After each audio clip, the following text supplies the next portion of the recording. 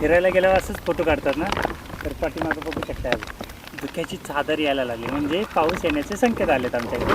आता पूर्ण असा डोंगर खाली खाली खाली खाली असा एकदम धुक्याचं जाग, आणि इकडून पण बघू शकता काय शीतच नाही. तर आता हे थोडे दिवसांनी एकदम माझ्याजवळ येणार, मग आम्ही पण असे एकदम फोटोशूट करणार आहे. मग असे फोटोशूट करायचे, मग कारण आम्ही धुक्यातच असतो ना. कोणाला माहिती, असे खाली बूट असतात मोठे मोठे, आणि असे एकदम रॉयल माणूस बोलतात ना, रॉयल माणूस फोटो कसे काढतात तसे आम्ही रॉयलमध्ये असे फोटो काढणार. कारण हे सर्व धुके येतात. आता उद्या किंवा परवाच्या दिवशी जर असं कंटिन्यू राहिलं तर हे आमचं शेडपर्यंत येणार. आता तुम्हाला इकडचा झेंडा पण दिसणार बघा, एकदम असा अंधार अंधार अंधार अंधार होत जाणार. तर अशा पद्धतीचं वातावरण हे पावसाळ्यात असतं, आणि तरीसुद्धा मेंढीपालन हे जगतं. आता काय तुम्ही सांगाल, आता तुम्ही म्हणाल काय पण करतो, तर बघू शकता हे असं धुक्याचं वातावरण असताना, एवढा भयंकर पाऊस असताना असे गमबूट घालून सुद्धा ते मेंढीपालन सक्सेस करता येतं, काहीही विषय येत नाही. आणि शेड बघाल तर हाही असंच आहे बघा, शेडला काही कागद लावला आहे, काय लावलं आहे, काहीच नाही. तरीसुद्धा अशा शेड ओपन पेसेसमध्ये मेंढ्या जगतात, लहान कोकरे जगतातच. तुम्हाला वाटत असं काय पण सांगतो, तुम्ही पावसाळ्यात एकदा या, येताना 2 स्वेटर आणि एक कागद कसला पाहिजे तर मी तुम्हाला दाखवेन. तो आमच्याकडे जो जुन्या काळात असतो ना तसला कागद, म्हणजे हवा आली तरी काही टेन्शन नाही, म्हणजे वाऱ्यानं उडला तरी काय नाही, कारण त्यातनं लिकेज होऊन येणार नाही पाणी, आणि रेनकोटमधनं लिकेज होतं. तर असा निसर्गरम्य मेंढीपालन बघायला येऊच नका, तर वातावरण आणि निसर्ग पाहायला एकदम कधी पण आता क्वालिटीमध्ये, म्हणजे आता ज्या पद्धतीनं चाललंय वरती ना, त्या पद्धतीनं म्हणजे पावसाचं संकेत आहेत. आता दानवली साहेब तर मोठा ट्रॅक्टर काढून मला व्हिडिओ पाठवतील, आम्ही पण तयारीत आहे. मोठा नाही पण बारका तरी चालवू, पण रील तर पण 100%. तर अशा पद्धतीचं वातावरण आहे. आणि इकडची साईडून बघा, आता एकदम पूर्ण कोहरा कोहरा कोहरा कोहरा, एकदम म्हणजे धुक्याची चादर. आता सांगा, मेंढ्यांना ऊन लागतं, काय करायचं, घेऊन यायचं का कुणाच्या गावाला? तर पर्याय नसतो. मेंढी पालनात ऊन लागणे किंवा काय लागणे तसला काही संकल्पना नाही. फक्त तुमचं राहण्यासाठी असं पाहिजे, आणि चाऱ्याचं नियोजन त्या तशी पाहिजे. बाकी तुमच्या मेंढ्यांना काय लागतं काय नाही त्याचा काही घेणं देणं नाही. आता बघ, एकदम जवळ येते, एकदम शिमला जवळ येते. जसा रस्सीने ओढतो ना आपण, तसा शिमला हळूहळू हळूहळू माझ्या घरापर्यंत येणार. आणि सकाळी पाहिलं ना तर मग आम्ही जम्मू काश्मीरला आहे का शिमल्यात हेच कळणार नाही.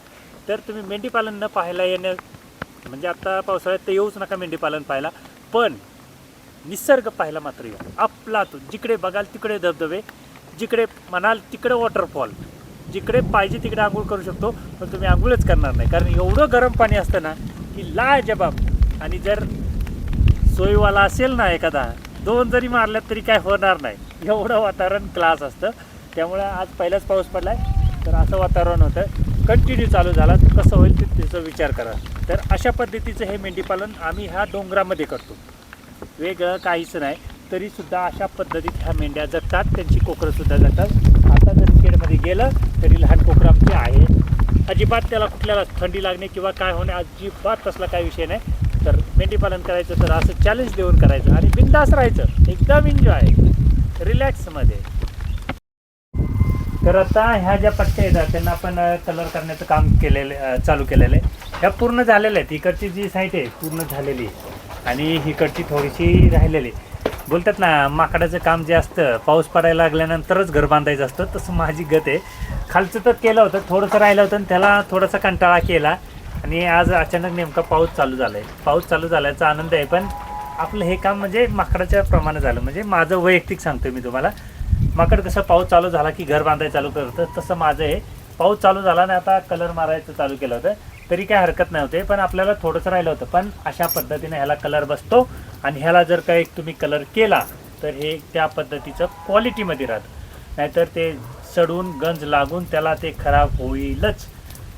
आता तुम्ही म्हणाल की असं कसं काय सांगतो, तर माझ्याकडं म्हणजे मी करून पाहतोय ना, तर मी तुम्हाला सांगू शकतो काय होईल ह्या शेडमध्ये.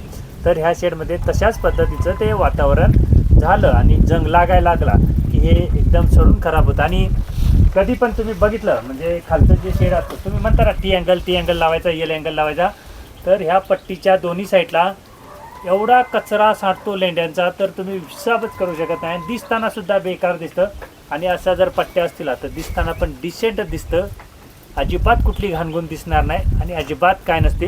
आणि पाठीमागे बघू शकता माझी माणसं किती काम करतायत. एकही गवताची गाडी ठेवणार नाही, एकही काडी. अशा पद्धतीचं ते काम करत असतात.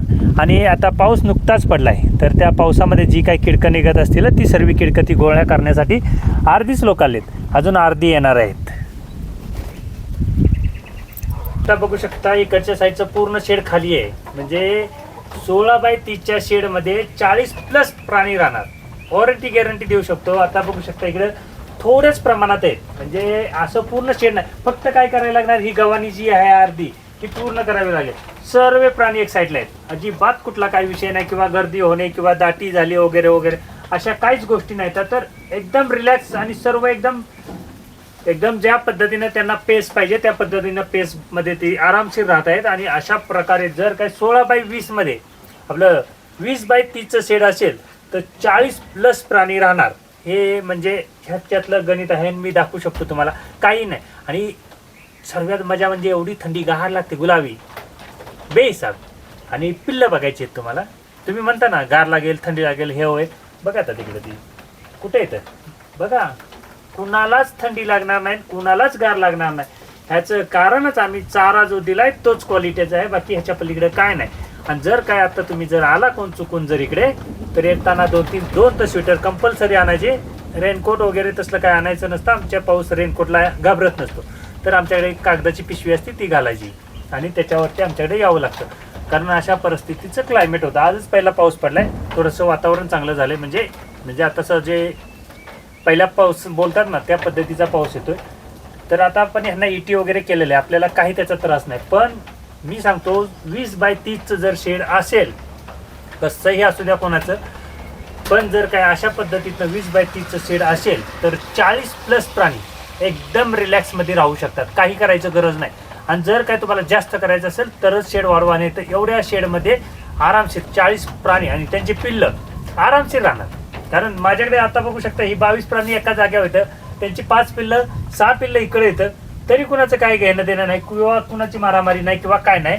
तर असं जर असेल तर आरामशीर ती सगळी प्राणी एका शेडमध्ये राहू शकतात आणि कुठलाच कुणाला म्हणजे त्रास नाही. आणि आपल्याला कमी खर्चामध्ये हे सगळ्या गोष्टी होणार आहेत. कारण लय जागा पाहिजे, ही जागा पाहिजे, आईस पाहिजे, पैस पाहिजे, काही गरज नसते.